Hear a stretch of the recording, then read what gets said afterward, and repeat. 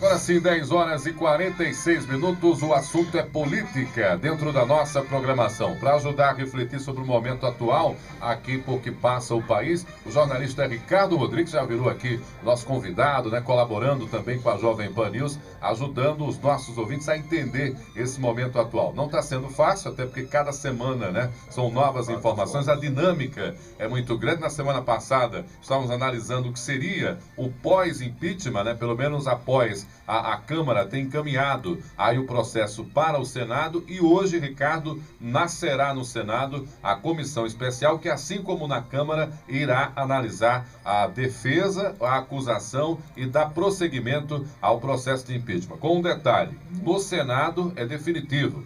Dilma, inclusive, pode ser afastada primeiro por 180 dias, já no dia 13 de maio, e posteriormente a esse prazo, depois de todo o processo, perder definitivamente o cargo. É lá que as coisas se decidem. Como é que você está vendo esse cenário a partir do Senado Federal? Muito bom dia, Ricardo.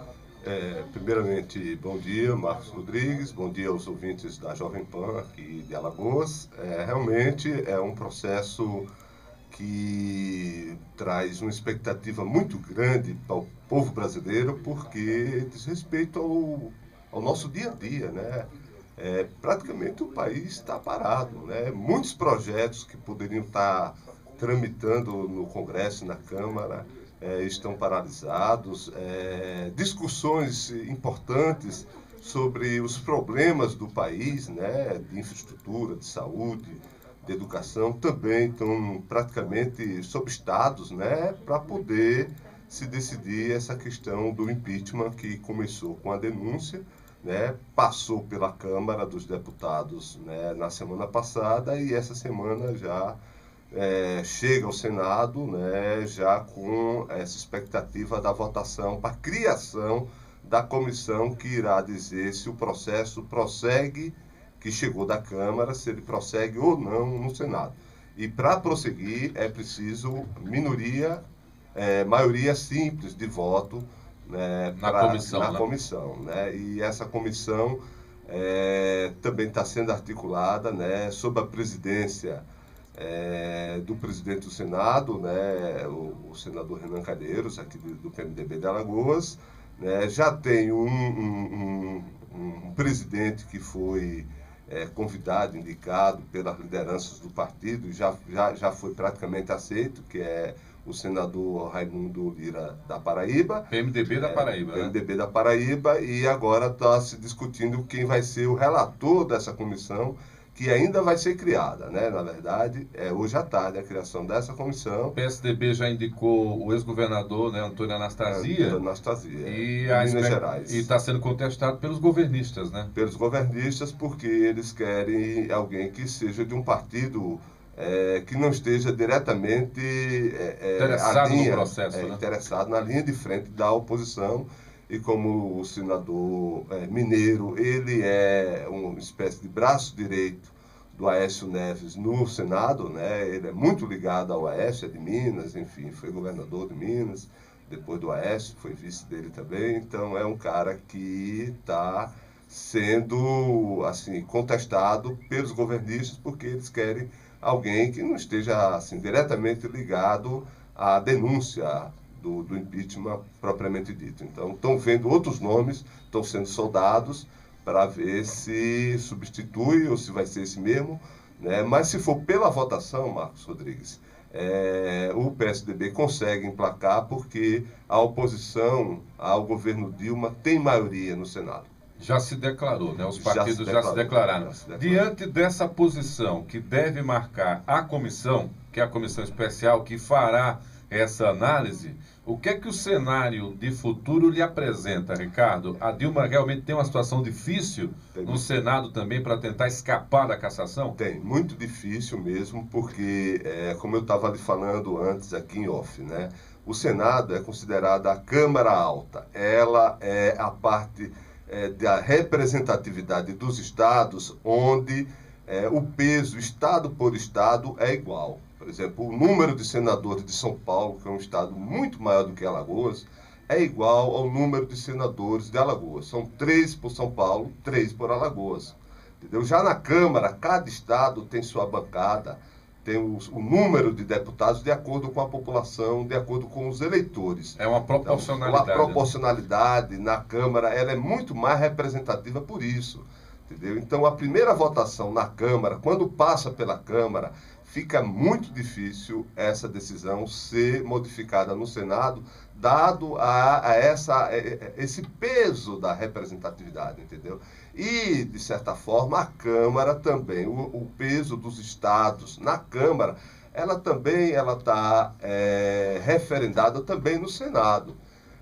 A oposição na Câmara foi muito grande e tanto é que eles conseguiram aprovar a tramitação do impeachment, né, com folga, em torno de 25 votos a mais, né, e se falando de 2/3, né, dos deputados na Câmara, é muita gente, entendeu? E isso reflete no Senado e fica difícil, né, a presidente Dilma, né, com toda a articulação que o governo tem dentro do Senado, modificar a decisão da Câmara.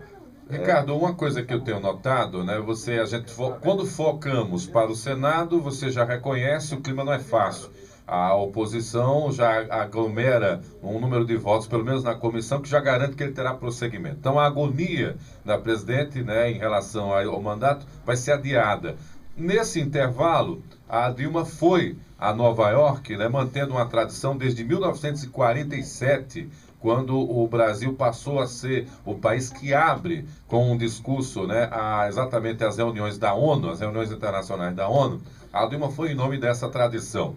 Você acha que ela deveria ter falado do que ela considera golpe ou a estratégia ali meio, né, da presidente ainda sendo a mandatária do país foi correta? O que é que você acredita? Eu acho que ela deveria ter falado, porque como foi ensaiado que ela ia falar, vazou antes, ela deveria ter confirmado essa fala na ONU, para todo mundo saber, o mundo inteiro saber o que ela está passando. Usando a palavra golpe, né? Porque ela foi educada, ela falou meio en passant. Ela falou, assim, da questão do autoritarismo, que o Brasil não precisa passar mais por esse momento que o povo saberá escolher. O povo saberá escolher, saberá dizer não, enfim, né? Mas eu acho que ali ela recuou e essa recuada estratégica, ela demonstra também uma espécie de que já está difícil para ela, entendeu? Ela praticamente ali, eu acho que ela jogou a toalha, ela agora vai tentar salvar algumas coisas para poder sair sem causar maiores traumas, sem causar maiores confusões ao país, que um processo de impeachment, digamos assim, pode ensejar. Então, eu acho para mim que ela foi muito prudente ali, do ponto de vista da defesa dela, de uma estratégia de não assoldar ainda mais a situação, não agravar, não jogar mais lenha na fogueira, mas ela também perdeu uma grande oportunidade para dizer ao mundo que ela está sendo vítima de um golpe parlamentar. Na verdade, o arcabouço jurídico que dá sustentação à tramitação, ele é legalista, entendeu? Só que a legalidade, ela vem a reboque do político. É por isso que sempre, quando eu venho aqui, né, todas as segundas-feiras, eu tenho dito, esse processo não é político. Político é assim, digamos que o sujeito errou, sim, mas se ele é protegido, então a gente releva aquele erro e ele prossegue. Mas digamos que o sujeito errou, né, mas não é protegido. Então a gente leva aquele erro até a sua extremidade para punir aquela pessoa, entendeu? Então isso justificaria nesse momento essa impopularidade da presidente que fez ela perder na Câmara e ao mesmo tempo a força que o atual presidente Eduardo Cunha ainda tem na casa e mesmo sendo réu, e aí sim, cometendo um crime aí de responsabilidade, ele se permanece no cargo, é isso? O crime de responsabilidade, eu tenho dito aqui também, que os outros também cometeram. O Lula cometeu, o FHC também cometeu, todos eles cometem. Que é a estratégia do presidente. De mudar, o dinheiro que era para ali, botar para cá, e não era para pagar, não era para... Isso aí, tudo isso aí, serve de desculpa, serve de motivação para o pedido do impeachment, né? Mas tendo ou não isso aí, entendeu? Eles iam pedir o impeachment ou por esse motivo ou por outro. Corrupção, a crise econômica. A Lava Jato, a crise econômica, enfim, entendeu? E ali, quando se fala em impeachment, aí a coisa muda de figura, porque é o jogo de força que predomina, é quem deve dar as cartas e, consequentemente, modificar o que tem de ser modificado. Foi assim com Fernando Collor, né? Foi assim em 1957 com Muniz, foi assim com o Suruagi em 1997, que em 2017 agora a gente completa 20 anos. Entendeu? Então, de forma que quando as forças políticas querem tirar um presidente, né, e eles encontram motivação, mesmo pífia, do jeito que encontraram agora, né, coisas que outros também praticaram, mas com ela a classe política foi muito mais severa, entendeu? Porque ela seria a bola da vez. Na verdade, isso já estava na rua desde as campanhas, né, contra Dilma, fora PT, fora Lula, né, e o alvo, na verdade, dessa campanha toda da classe dominante, dos partidos burgueses, né, os neoliberais que se sentiram prejudicados com a derrota nas urnas, com a derrota do Aécio Neves para Dilma, né, o alvo principal, como eu tenho dito aqui, é o Lula. Tanto é que, se você vê pelos adesivos nos carros de quem defende o impeachment, fora Dilma, Lula nunca mais, porque eles não querem que o Lula volte. Você acha que o Lula pode ser preso, Ricardo? Ele tem, é muito provável que eles queiram prender o Lula para tentar desmoralizar ainda mais. Completar o ciclo. Porque se ele não foi preso até agora, digamos assim, ele ainda tem, né, um apoio muito grande do governo, até porque ele foi, na hora H que ia assumir o ministério, na hora H que ele estava para ser preso, foi oferecido para ele um ministério, para ele poder ter o foro privilegiado, né, e mudar a acusação dele, que estava sendo pela Polícia Federal em Curitiba, no Paraná, né, ser levada para Brasília, onde teria o foro do Supremo Tribunal Federal. Então, quer dizer que, de qualquer forma, o cerco contra o Lula está se apertando. Hoje a gente tem um quase-ministro, uma quase ex-presidente e um quase presidente. E o país parado. E pelo menos do ponto de vista econômico, né? E político, porque você bem lembrou, o Cunha já garantiu que nenhuma pauta avançará na Câmara até que o Senado tome providências em relação à questão do impeachment. As ruas, ou pelo menos o movimento das ruas, é convocado tanto pelos oposicionistas a Dilma como pelos governistas. Em que peso você acha que isso poderá influenciar numa decisão no Senado? Eu acho que, nesse momento, talvez a força maior seja em função de tentar, nos últimos momentos, né, mantê-la no poder. Alguma confusão, rebeliões, alguma coisa assim de movimento de sem terra, fazer bloqueio, alguma estrada, Você acha que o governo acredita nisso? Pode ter alguma movimentação assim, né? Mas é difícil quando a palavra passa para o parlamento, quando a decisão vai para o parlamento, entendeu? A movimentação da rua, ela é importante, né? Mas você pode observar que desde das minhas primeiras entrevistas aqui, dos meus primeiros comentários, eu dizia, essa movimentação de rua, ela sofre uma influência muito grande do parlamento, dos partidos, dos sindicatos, das centrais sindicais, entendeu? Então, quer dizer, quem movimenta o povo e mobiliza o povo e leva o povo para a rua, né, são essas instâncias de deliberação, entendeu? Então, nesse momento, essas instâncias elas já estão ou contempladas, porque conseguiram aprovar na Câmara e resta agora a pá de cal no Senado, né, ou estão praticamente, né, assim, desacreditadas, porque estão praticamente jogaram a toalha, porque fica difícil, mesmo que vá para a rua a favor da Dilma, dizer não, que é golpe, dizer que não pode, que é importante que vá para poder o pessoal perceber que isso, no fundo, é um grande golpe. Entendeu? Agora, um golpe, lógico, né, dentro da institucionalidade. Dentro, institucionalizado e sacramentado pelo judiciário. Um detalhe importante, Ricardo, e aí eu acho que há uma diferença no sentimento das ruas e em relação ao sentimento de quem conduz o processo, tanto na Câmara como agora no Senado, é de que quem foi para a rua, em vários momentos, em todo o país, é comum as pessoas dizerem não à corrupção, e por uma política, uma limpeza na política. E o que nós estamos percebendo é que há um grande acordo, né, de salvamento de alguns mandatos, inclusive do presidente da Câmara, Eduardo Cunha, que conhece muito bem o regimento.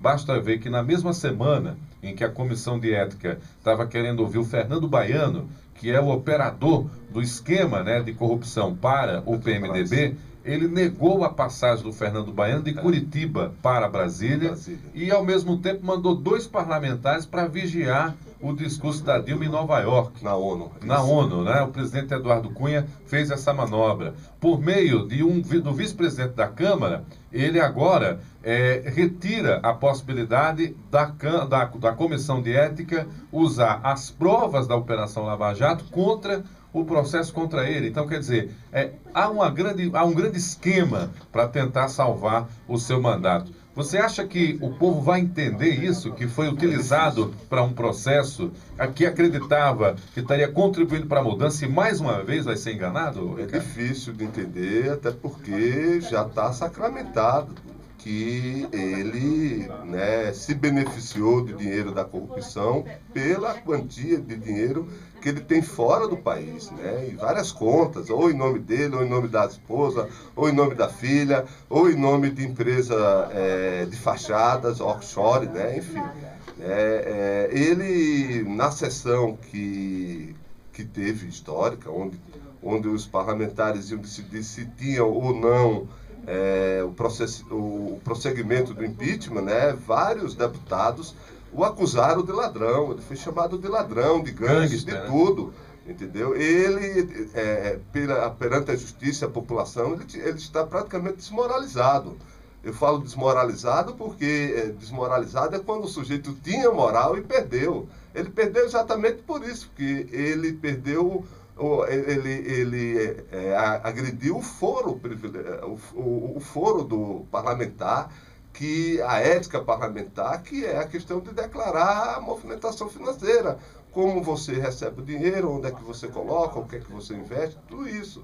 Entendeu? Isso está tudo comprovado. Aquela sessão a rigor que aprovou o impeachment deveria ser anulada de pleno direito, que não era nem para ele estar presidindo. Pela presença dele? Pela presença dele. Ele estava sob júdice, sob investigação e presidindo uma sessão que tem a ver com corrupção, tem a ver com irregularidade. Então, como é que um irregular pode presidir uma sessão, né, de acusação contra uma presidente que cometeu irregularidade? Para o povo entender, como diziam os antigos, inclusive minha avó, o sujo falando do mal lavado. Falando do mal lavado. Os que votaram também, que estavam capitaneados por eles, mais de 30 deputados federais que votaram contra a Dilma, né, votaram sim ao impeachment, respondendo no Supremo por desvio de dinheiro, por corrupção. A deputada, né, que homenageou o marido, e no outro dia a Polícia Federal foi preso. Montes Claros lá foi preso por corrupção,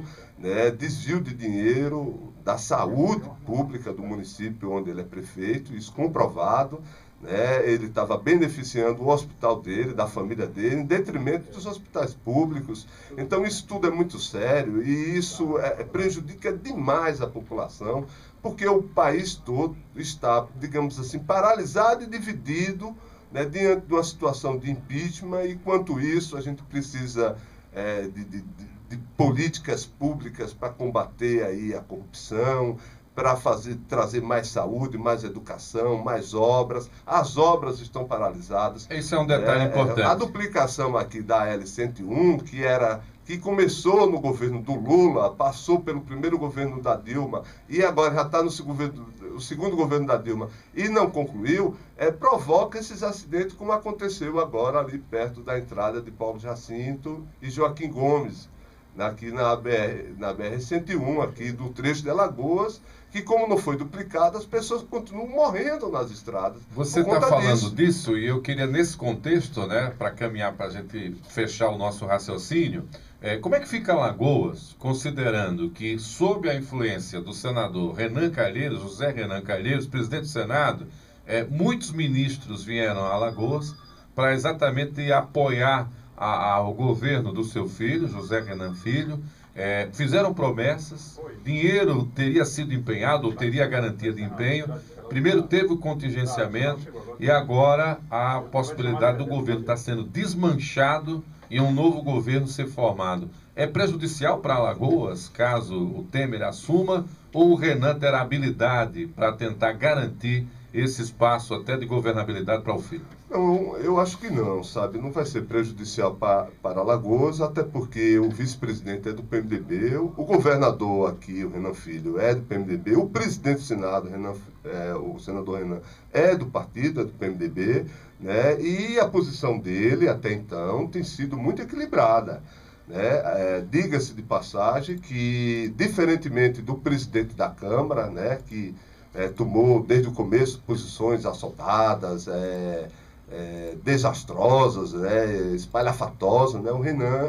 O senador Renan, ele tem se mantido assim muito equilibrado, tem demonstrado uma posição de isenção, nem se posicionado nem a favor nem contra, né? Mas conduzindo o processo com muita maestria, e tanto é que quando ele recebeu a documentação da Câmara, ele consultou primeiro o Supremo, ele esteve no Supremo para consultar, para ver como é que seria o rito lá no Senado, e aquele rito foi respeitado, foi referendado, levou a documentação para o Senado, e na sessão de abertura dos trabalhos ele foi elogiado, tanto pelo pessoal da situação, né, os governistas, como pela oposição. Então ele tem se mantido de forma equilibrada.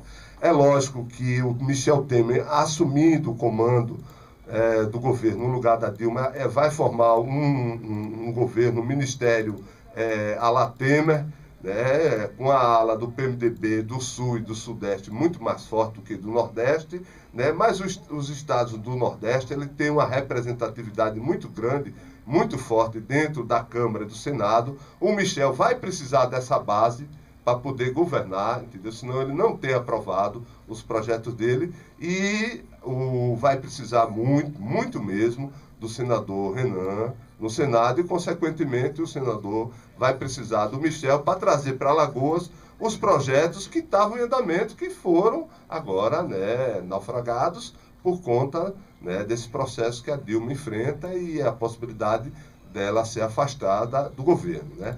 Tem essa primeira votação no Senado, quem preside é o Renan, então por isso essa posição dele de isenção, de magistrado, né, para não assoldar ainda mais a situação. É lógico que passa, porque vai ser preciso a maioria simples, né, e passando, aí vem a segunda votação, que aí vai ser por 2/3, né, do Senado, mas essa sessão por 2/3, quem preside é o presidente do Supremo, Ricardo Lewandowski, por conta de que o processo tem que ser observado, né, já que é definitido pela Suprema Corte do país, né, para não haver nenhum questionamento jurídico na decisão final do Senado, né, caso 2/3 do Senado decida referendar a decisão da Câmara e afastar em definitivo a presidente Dilma, né, da presidência da República. Muito bem, está aí o Ricardo Rodrigues. Tudo isso que a gente fala agora é fruto do que a gente analisou de fatos da semana passada até agora. Por isso que o Ricardo está vindo às segundas, porque aí a gente tem o final de semana para fechar bem a semana e analisar o que aconteceu e tentar prospectar o que virá para essa semana. Essa, portanto, é a criação da comissão. No nosso próximo encontro, na segunda-feira, a comissão já vai ter uma semana de trabalho, a gente já vai acompanhar os desdobramentos, mais senadores devem se pronunciar a respeito do voto que darão nessa comissão e principalmente quando for a plenária, né, o plenário aberto, e a gente é possível que já tenha outras informações também a tratar dentro da nossa programação. Eu só tenho a agradecer a sua presença, Ricardo, aqui dentro do programa Supermanhã da Jovem Pan News, e acreditando que a gente está, de certa maneira, ajudando o ouvinte a entender um pouco esse cenário. Até a próxima, Ricardo. Até a próxima, Marcos Rodrigues, e parabéns aí pelo programa. Estamos sempre à disposição para os esclarecimentos aí com relação a esse panorama, né, o contexto político local e nacional. Muito bem, até lá. São 11 horas e 11 minutos. 11